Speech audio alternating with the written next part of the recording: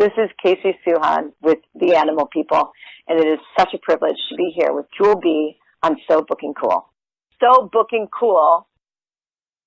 Welcome to So Booking Cool. It's Jewel B. This is part 3, the final part of my conversation with Casey Suchan, the co-director of the new documentary, The Animal People, which was executive produced by Joaquin Phoenix. It was truly great conversing with Casey. In this part, she talks about her additional thoughts about what she would like for people to take away from the film, including lawmakers, as well as her view on whether or not activism should go beyond tweeting or writing a Facebook post about an issue. I also had to ask if she would ever do another hip-hop documentary. All of this and more in part 3 with Casey Suchan, only on So Booking Cool. Stay tuned. Coming up at you right now in 5, 4, 3, 2, 1. So what do you think about activists when people say that it's not really enough to just tweet about issues and tweet about, a certain instance of oppression? Anybody can tweet about it or post about it on social media, but it's about what you're actually going out there and doing that counts. How do you feel about that? Do you think that that's true? I don't think we should discount the power of any activism, because I think that these things work together in tandem, and I think when change happens, it happens because things coalesce. You know what I mean? Like, I think that using a platform that has millions of listeners or whatever, that can be easily shared is really powerful, and that's one step towards triggering someone to think differently. And that's one step towards, we keep talking about narrative. I love that word, apparently. I didn't realize how much.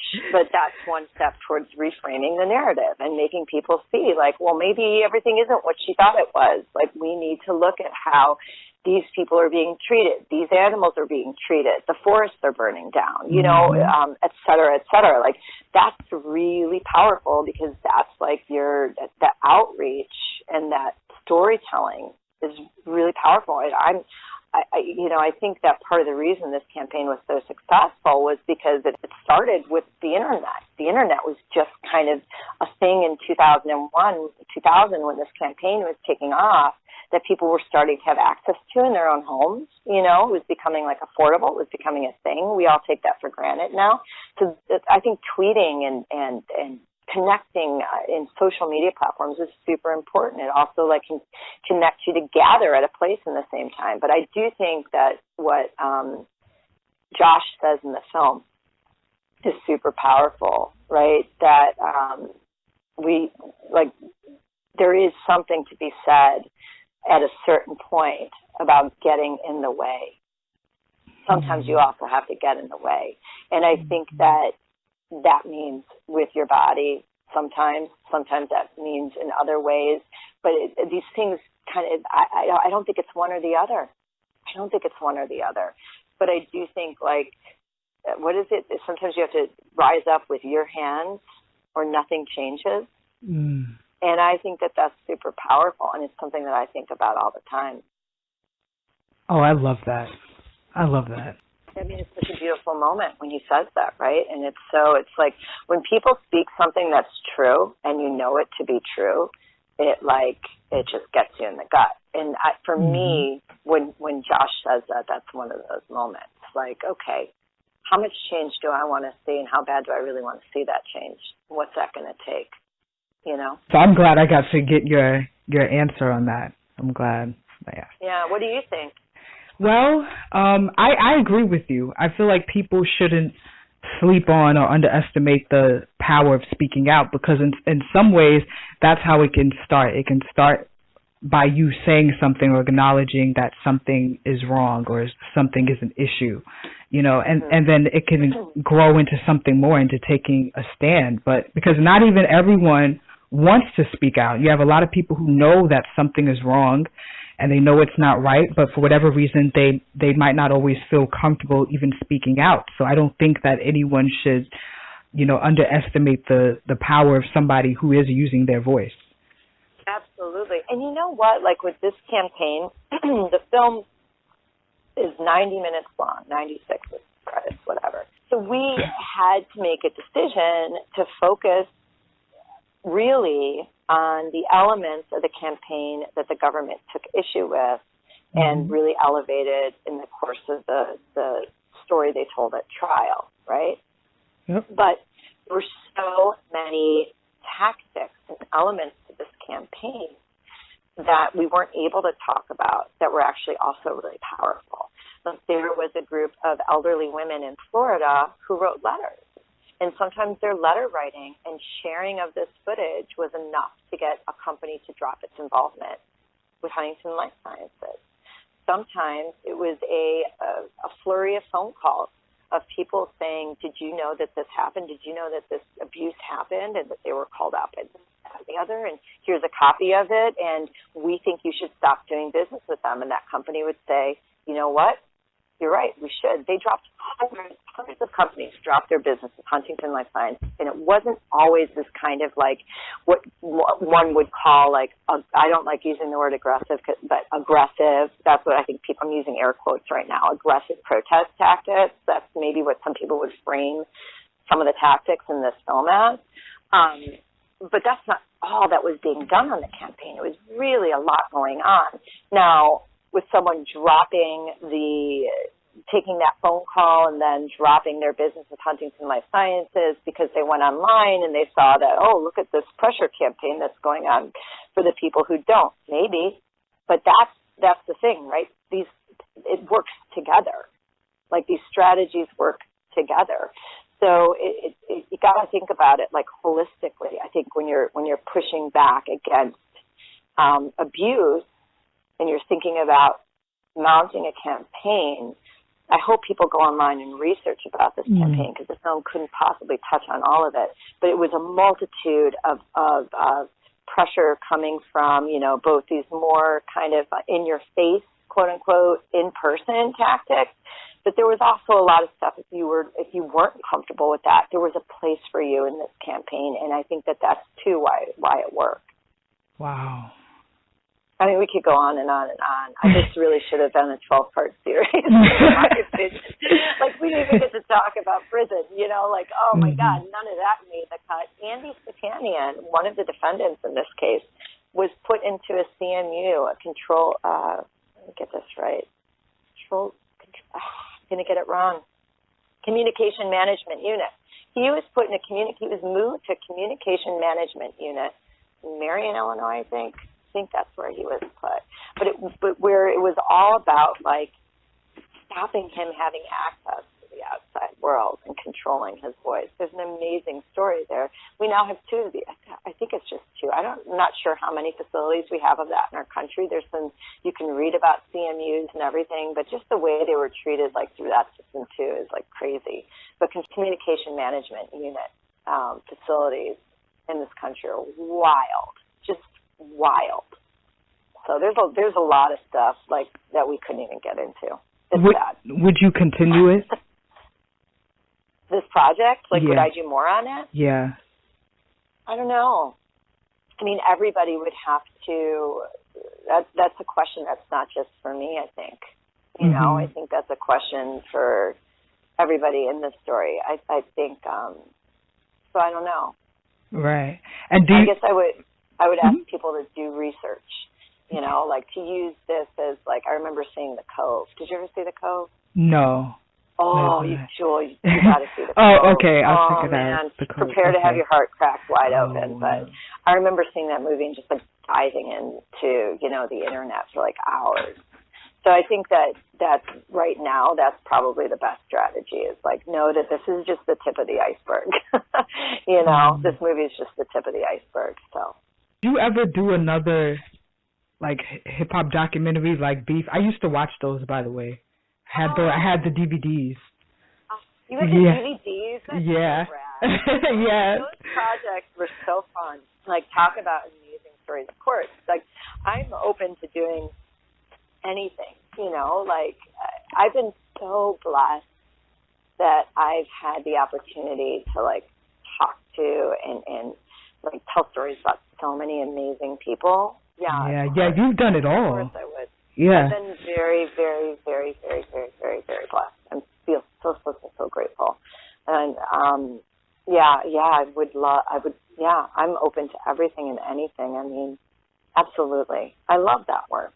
You know, that was wonderful. Did you ever see Rock the Bells? I see the title is so like familiar to where I feel like if I did it, I think my dad definitely did. Oh, okay. Rock the Bells tells a story about this concert promoter here in Southern California. And he was doing all these like little shows here and there. Kind of little. He also had some big brands that he did, you know, big kind of more day-long events, that kind of stuff. But with Rock the Bells, he basically made the decision that he was going to reunite the Wu-Tang Clan for a show in San Bernardino, and it was going to be this epic day-long hip-hop festival. And it's beautiful. It was an amazing event. He's an amazing person. Like, the kind of hoops that he had jump around to put this show together are incredible. The Wu-Tang are incredible. And it ended up being their last show at ODB. It's really an interesting film. And I know when we were making that film, we thought a lot about Watt Stacks, which have you ever seen Watt Stacks? Watt Stacks? No.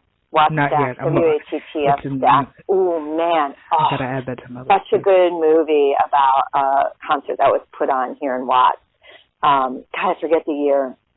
It's an amazing movie about like LA at that time, which was post, I can't remember the years, but it was, you know, it was a political movie about what was going on in Watts, but it was also this beautiful, amazing concert film. It is a rad film. And then we thought about that a lot, like capturing this moment, you know, that movie does so beautifully of like LA.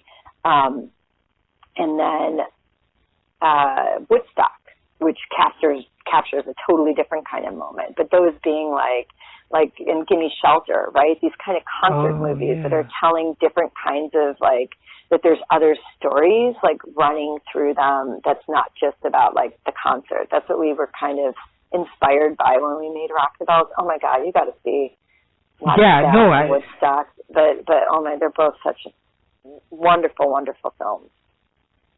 Wonderful films. Yeah. But I was totally like given the opportunity, the right opportunity, and all that kind of stuff. Absolutely, yeah. Because you're looking to tell a story that will move people and has heart. Like, how would you put it into words of what you're looking for?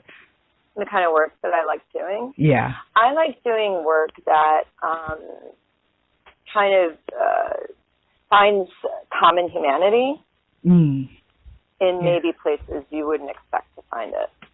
Does that make sense? Yes, it does. Common humanity. Yeah. Something that is like kind of universal that a lot of people can connect to or relate to. Yeah. Yeah. Like you would go, oh, I don't like hip hop, or I don't know this world, or, you know, I'm kind of more into this or that. And that's just not my thing. But then you see this movie and it's like, oh my God, that's just like, I can see this. I can see myself in this. And yes, it's a different world, but I have common humanity, you know. And I think that's the same thing like with the animal people. Mm-hmm. Is I may not be in this, I'm not an activist, or I'm not a vegan, or you know what I mean? Like however you want to frame like who these people are, right? That the story is about. But then you watch the film and you see common humanity. I mean, I think that's the power of film, and those are kind of the films that I want to make, are ones where you get a glimpse into somebody's life and you walk away going, that's a little bit like me. I understand that, and I'm going to look at that part of the world a little differently next time. When you make a film, are you focused solely on that film, or do you also have other projects that you're planning? It depends, you know, because sometimes a film, you're lucky and like your passion project is also paying your bills. Mm-hmm. And then you just can focus on that film, and that's great. That happens. But sometimes you have to kind of like be a little bit more creative about how you're pursuing this project, and then how you're like paying your bills, you know, and so that like kind of your focus you have to learn how to split your focus. But then, like, I think I always have my mind to, like, developing other story ideas or digging into this or, where's the next. So there's always a few things kind of bubbling around, I think, like, oh, that's a really interesting story. And we should pursue that, or how do we pursue this? Mm-hmm. Right. Yeah, but a project always gets to a certain point where it just needs your full attention or it'll never get done, and that's always a little bit different with each project. I'm sure it's like that in other mediums too, right? Like a song will get to a point where you better focus on that one song until it's just perfect because you're so close, right? And the world can have it, and then it's not yours anymore. It's not just yours anymore. And I'm sure books are the same way, graphic novels, like poetry, all of it. Like you can dabble and have a lot of things, but then at a certain point you need to like really focus in on the one that's you're about to give birth to, so to speak. Absolutely. And did you have a set schedule for making the animal people, or did the schedule kind of change, or was it consistent? No. It was, the first several years, just because people were kind of just getting out of prison.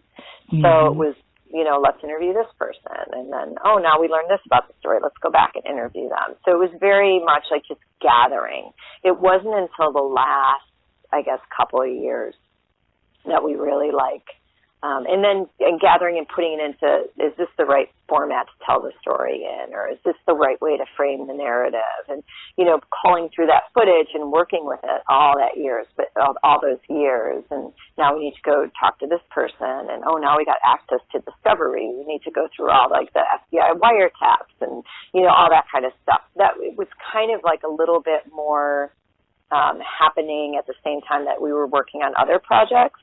And then, like, in the last couple of years was when it was like, okay, now we finally have all the pieces. Now let's get into a space together, like the creative minds on this, and let's get it done. So it took a while to gather all those different elements, because some of them were just trickling in as we got access to them, or they got uncovered, or this person became available for an interview, et cetera, et cetera. So. Okay. And did you read that entire transcript that was so dense? Yes, I did. The film transcript? Yeah. I mean, the trial transcript? The trial. Yeah, it was crazy because you read it and you go, oh, man, what happened here? Whose side am I on? And I kind of wanted the film to have a little bit of that feeling, because it's like on its face, it's like, oh, this is so unjust when you hear the log line. But it's more complicated and nuanced than that, and the conversation needs to be more complicated and nuanced than that, right? Like, I'd rather have a film that's complicated, you're not sure how you feel about the tactics and all that kind of stuff, and at the end of it go, that's still unjust, than not dig into that and just go, oh, that's unjust. Do you know what I mean? Like, it becomes more unjust when the path there is fraught with, I don't know how I feel about this. Which side of this am I on? So that was, reading the trial, I think, kind of like triggered that in me. Like, I don't know how I feel about this, really. Right. So like bringing that, that's the kind of conversations I wanted people to have. Like, I don't know how I feel about this, but now let's have a conversation about it. Is it effective? Was it illegal? Should these people have gone to prison? Et cetera, et cetera. I mean, what happened in this case, right, was that the government couldn't find the people who were breaking the laws. And by the way, were they even really looking for them that hard? Like, wasn't it easier just to go after the people who are talking and sweep them up into a conspiracy and a, incitement kind of argument, and try to shut down, instead of catching like a handful of people who were actually breaking the law, like just shut down a movement with fear that they might be, put in prison next. I mean, tactically pretty smart what the government did, I guess. It's fascinating, right? Yes, really keep going on. Very fascinating. Yes, it is. Casey Suchan, everyone. Casey, thank you so much for talking to So Booking Cool today. It was such a pleasure. I would love to talk with you again, seriously, because there's so many more questions I'd love to ask and learn about your career and your journey and everything and your proudest, you know what I mean? I would love to talk with you again about all of that. Oh, God, I'd love to talk to you, too. This has been such a fun conversation. And like I said in the beginning, thank you for lending your voice. I mean, that's so important. And for giving this film a platform on So Booking Cool, and for all the work you do, giving people platforms to talk about things, it's pretty amazing. So thank you for the work you do. Thank you so much. That is truly, truly sweet. Everyone, you have to definitely check out The Animal People. I'm a millennial, and as soon as I watched it, I was like, this is something that millennials need to see, and just everyone in general, check it out. Yes. Wait, before we sign off, you're a millennial. So can I ask you what year you were born in? Do you remember, I won't ask you what year you were born in, but do you remember 9/11? Yes, I do. Okay. Yeah, I do. I had the opportunity, you can cut this out if you want, so to screen the film to my niece and a group of her friends. And so she was 2, so she's pre-millennial, right, when 9/11 happened. And they did not have that memory of 9/11. And I think that's what's so, I love that you're saying millennials need to see this film, and I think that generation, coming right up on the heels of millennials needs to see this film, because that moment, I don't think people even realize, how that moment has completely changed the paradigm. And I think you kind of see it in this film. And for her and her friends who were 2 when that happened, they were like, whoa, wait. And it struck me oh my God, you never knew a world before this, shift. Yeah. That's crazy. It It shook our country to its core. And I don't know how long it's going to take us to shake out of it. Anyway, I know. We were signing off. We should sign off. Well, no, I'm glad you mentioned that. No, thank you for mentioning that, Casey. And The Animal People is currently streaming everywhere. Casey, let everyone know how they can check it out. They can go to iTunes. They can go to Amazon. You could rent it. You could purchase it. I really love this idea that we've been kind of floating around here of telling it forward. In this case, these defendants never had a chance to tell their story, but now you can watch it and then you can tell it forward and you can share it, buy it for a friend or rent it for a friend and tell the story forward, and then you'll have someone to talk to about it. Organize a screening. It'll be available for streaming starting, and now. It's available for streaming now on all these platforms. And I also encourage people, reach out to us on our Facebook, and you'll be directed towards the right people. If you want to put together a screening in your community, if someone from the film can be there, we'll try to get them there. We want this to inspire conversation. So do look for those opportunities. Oh, that is phenomenal. That's phenomenal.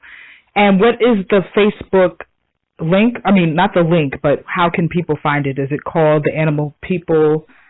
The Animal People documentary. Yep. Okay. On Facebook. Yep. And how can people keep up with you? I think that's probably right now the best place, on social media. Facebook is probably the best place right now to keep up with the film. Yeah. Okay, there we go. Thank you so much to all the listeners, and until next time, So Booking Cool.